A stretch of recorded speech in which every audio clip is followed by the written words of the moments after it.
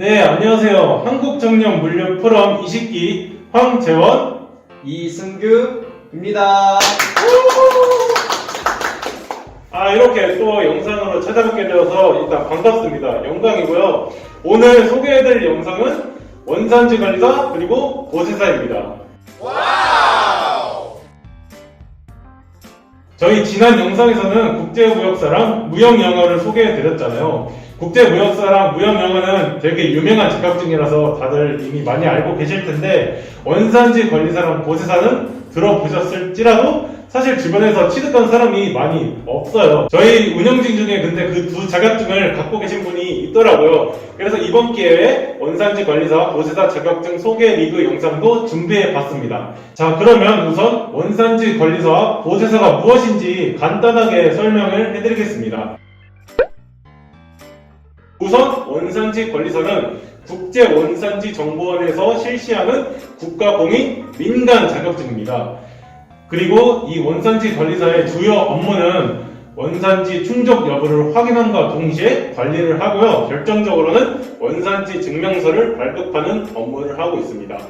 시험은 총 2교시로 이루어졌는데요. 1교시에는 FTA 협정 및 법령, 품목 분류 실무를 보고요. 그 다음 2교시에는 원산지 결정 기준, 수출입 통관 실무를 과목으로 봅니다. 이 각 과목당 25문제로 이루어져 있고 40점 미만 과락 제도가 있으며 평균 60점 이상이면 합격을 하는 시험입니다.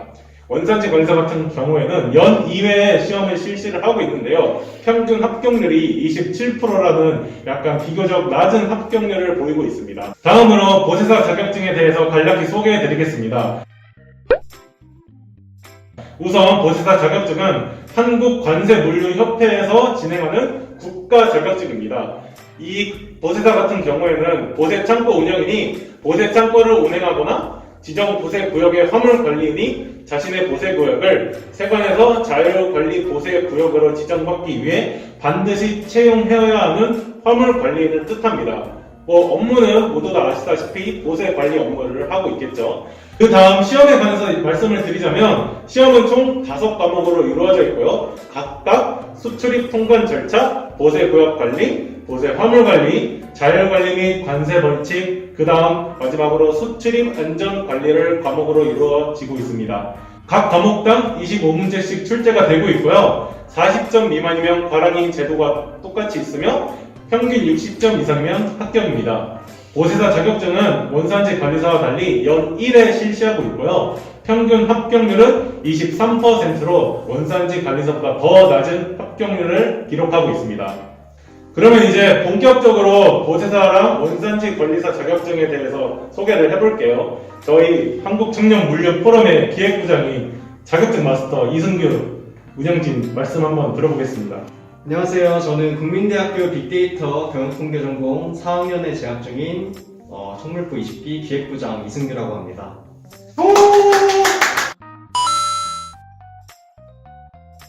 저는 이제 물류무역 쪽으로는 전공자는 아니고요. 이제 그쪽 공부를 했었고요. 그리고 보유한 자격증은 앞서 말씀드린 보세사 자격증하고 원산지 관리사가 있고 그 외에 또 몇 개가 더 있습니다.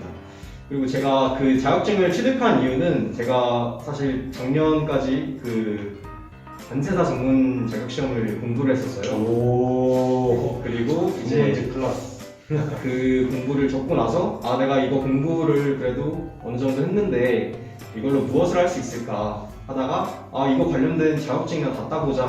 그래서 다 땄습니다. 네, 그래서 이제 그 중에서 보세사와 원산지 관리사가 있어서 땄고 네, 그렇습니다.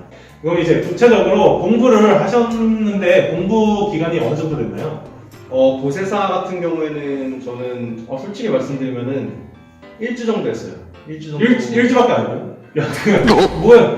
아니, 1주 정도 공부를 했는데 왜냐면은 제가 그 전에 공부했던 관세사 자격 그쪽이 이제 보세사가 5과목이잖아요. 예, 맞아요. 이제 그 중에 4과목의 전부 범위가 커버가 돼가지고 관세사에 이제 보세사에서 보는 네. 과목이 많이 포함이 돼 있는 거네요. 거의 4과목은 공부를 안 하고 시험을 봤고 그 다음에 한 과목도 아예 관련 없는 과목이 아니어서 그쪽만 이제 한 1주 정도 공부를 해서 네, 맞습니다. 근데 저는 그런데 이제 전공자분들 같은 경우에는 보세사는 한 2달에서 3달? 2달에서 3달. 네, 그 정도 생각하시면 될 것 같고, 비전공자분들은 이제 한 5달, 6달 정도 생각하시면은 여유롭게 쓸 수 있을 것 같아요. 5개월 정도. 네. 그러면 한 전공자 기준 2, 3개월, 비전공자 기준 한 5, 6개월 정도 걸린다는 말씀이셨고요. 네. 그 다음으로는 그러면 하루 평균 공부 시간에 대해서 여쭤보고 싶은데 하루에 몇 시간 정도 공부하셨나요? 보세사는 제가 올해 8월에 땄고요. 올해 오. 8월에 이제 학기가 거의 끝날 때쯤에 이제 땄는데, 그 다음에 저는 계절학기도 해가지고 시간이 많지가 않았는데 하루에 그래도 공부를 한 2시간 정도 했던 것 같아요. 2시간? 네. 생각보다 그렇게 공부 시간을 투자하지 못했나요? 많지가 않았어요. 근데 좀 저는 이제 그 전에 뭐 무역영어나 국제무역사랑도 겹치는 부분이 분명히 있거든요. 그래서 그런 것도 다 오래 따가지고 그냥 올해부터 계속 꾸준히 공부를 해와가지고 그렇게 부담이 크지는 않았던 것 같아요. 거기다 플러스 뭐 관세사 공부했던 네, 뭐 배경 지식도 있어가지고 네네. 그 정도 시간을 투자해서 괜찮았었다. 네. 그러면은 아까 말씀해주신 비전공자, 전공자 기준 얘기해 주셨잖아요. 네. 만약에 비전공자랑 전공자 기준으로 한다면, 그러니까 관세사 베이스가 없는 그런 사람들이라면 2, 3개월에서 5, 6개월 걸리는 게 하루 평균 몇 시간 정도 하면 그 정도 걸리는 걸까요? 완전 전업으로까지는 안 해도 될 것 같고 그래도 한 4시간 정도, 5시간 정도 투자하면은 하루 될것 같아요. 4-5시간. 네. 네, 그러면은 공부 기간과 공부 시간 일단 들어봤고요. 다음으로 물어보고 싶은 거는, 그럼 보세사를 준비할 때 과목별 뭐 꿀팁이 있을까요? 저는 이제 공부를 일단 오래 하질 않았고 그래서 꿀팁이라기보다는 제가 이제 유일하게 그 겹치지 않았던 과목 하나가 이제 AO 제도, 그 수치 만점 관리에 대한 과목인데 그 부분이 저한테는 조금 어려웠고요. 그리고 이제 보세사 시험 5과목 전체적으로 좀 두루두루 법이랑 관련이 많이 되어 있어요. 그래서 또 뭐 아시다시피 법 관련된 문제가 이렇게 살짝 꼬아가지고 많이 겉시하나 그렇게 꼬아가지고 내잖아요. 그래서 이제 좀 그런 부분에서 실수도 많이 하고 어려워하는 부분이 있을 것 같아요. 전체적으로 법이랑 관련이 있어가지고 뭐 국제무역사 이런 거는 법 과목이 뭐 하나밖에 없잖아요. 그런 거에 대해서는 전체적으로 다 두루두루 법이 관련돼 있기 때문에 좀 더 어렵다, 전체적으로. 뭐 네. 딱히 공략 과목이랄 게 없다, 뭐 이런 말씀이겠네요. 어떻게 보면. 네, 그렇습니다. 아, 참 빡센 자격증이네요. 네, 다음으로는 그러면 원산지 관리사에 대해서 물어볼게요. 원산지 관리사, 이거는 준비를 얼마나 하셨어요? 이거는 이제 한 3주? 3주 정도 했던 것 같아요. 3주요? 네. 아니, 그러면은 그것도 뭐 방학 중에 따신 거예요? 그건 이제 올해 9월에 땄는데 그때 이제 인턴을 하면서 그때 이제 땄습니다. 인턴을 병행하면서 했다. 심지어 원산지 관리사는. 그러면 이것도 평균 공부 시간이 뭐 하루에 한 2시간? 그 정도 아니 되나요? 근데 사실 원산지 관리사는 보세사보다는 조금 더 겹치는 부분이 적고 또 더 어렵고 난이도도 높고 해서 공부를 오히려 더 많이 했어요. 그래서 이제 원산지 관리사 같은 경우에는 인턴 하면서 이제 짬짬이 인턴 하면서 공부하고 이제 퇴근하고 나서 공부하고 해서 이제 하루에 그래도 한 4시간? 4시간? 네, 한 4시간 정도 했던 것 같아요. 더 많이 했네. 그렇게 해서 한 3주 정도 했던 것 같습니다. 관세사 베이스가 조금 안 먹힌 네, 과목이다. 그거는 조금 좀 안 먹히더라고요. 네. 그러면은 이제 그거는 이 승기 운영진의 베이스를 토대로 말씀해 주신 거였고, 만약에 아까 보세사와 마찬가지로 비전공자와 그냥 대학교 전공자 기준으로 봤을 때 원산지 관리사 따는데 얼마나 걸리고 평균 이 정도 공부하면 되더라 하루에를 말씀해 주실 수 있을까요? 사실 원산지 관리사 같은 경우에는 전공이 있을까 약간 싶고요. 왜냐면은 좀 전공이 딱 들어맞는 전공이 없는 것 같아서 그래서 이제 일단 그렇고요. 일단 뭐 그리고 비슷하게 보세사와 비슷하게 그래도 어느 정도 알고 있는 분들은 한 3개월 3개월. 한 2, 3개월 그리고 비전공자도 한 비슷하게 한 6개월, 5개월 그 정도 6개월. 걸리는 것 같습니다.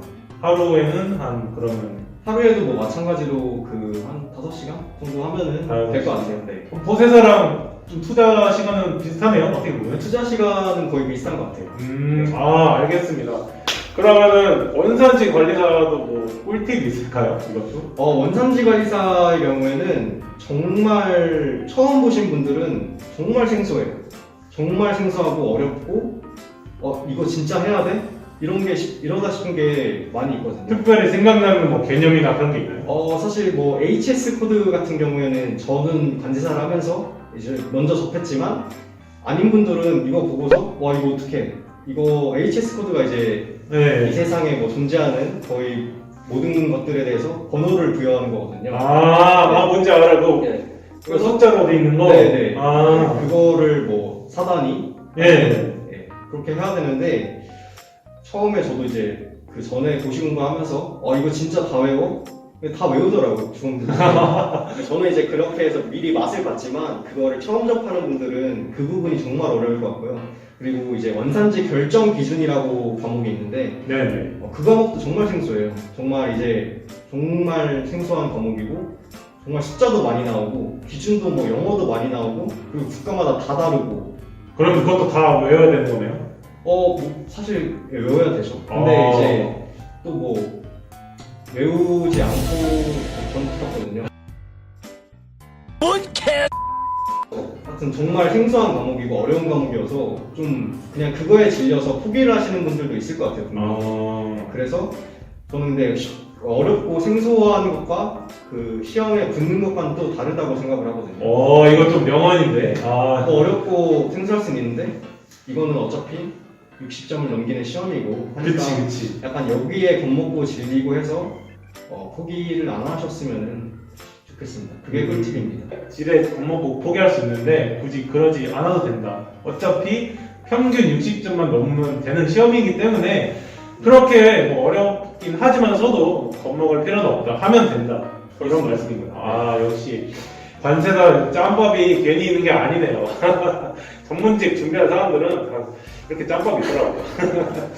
저희 여기까지 원산지 관리사랑 보세사에 대한 소개 들어봤고요.